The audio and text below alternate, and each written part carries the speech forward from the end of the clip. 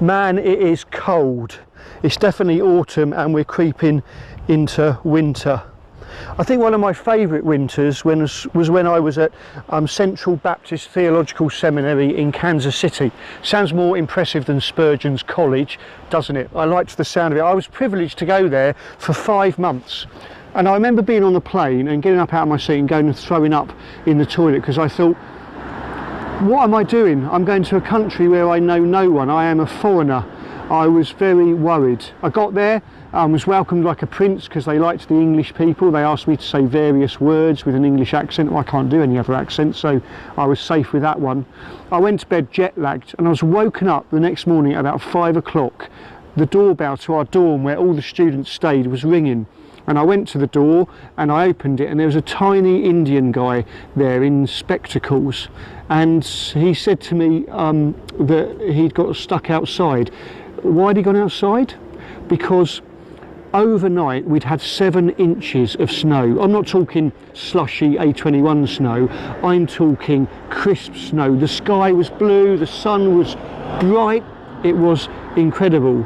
But this chap had never seen snow before. He didn't realise how cold it was. He'd gone out in his pyjamas and bare feet and was stood in 7 inches of snow and couldn't get back in.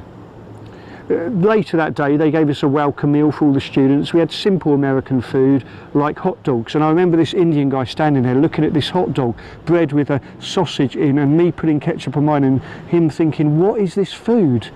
But we encouraged him to eat it.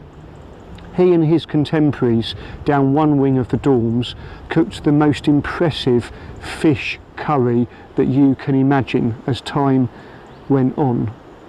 I loved being at Central Baptist Theological Seminary because there was such an eclectic feel to it. It felt like we'd come from the 4 corners of the world and were mixed up together.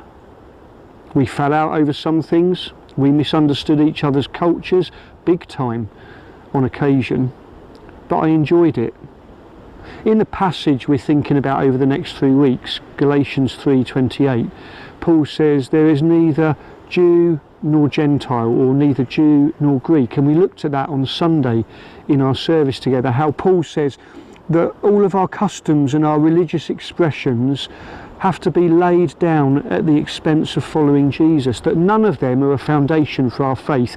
The only foundation for our faith, the cornerstone for our faith, is Jesus Christ himself. If you're watching this and you're not a church goer because you've been God bothered by some God botherers and Bible bashed by some Bible bashers, can I encourage you to follow Jesus and maybe step gently back in to being a part of a church.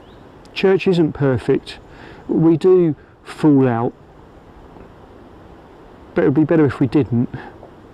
It saddens me that there are so many dividing walls like this one in Tonbridge Cemetery. Dividing walls about who's in and who's out in the Christian church. People say that they're progressive or they're conservative, that they're liberal or they're conservative, that there are denominations, and we end up with caricatures of one another. Liberals look at conservatives and say they're cold, heartless people and they take the Bible too strictly. And conservatives can look at liberals and say, well, they're wishy-washy, lovey-doveys, and they don't actually take the Bible seriously at all. And these caricatures must pain the heart of God.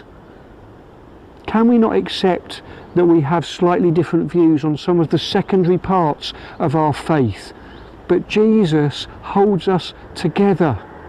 If we could maintain our focus on Jesus and let the major be the major in our faith and the minor be the minor, we'd be getting somewhere. Sadly, often the minor parts of the Christian faith become the major, and the major parts of the Christian faith end up being the minor.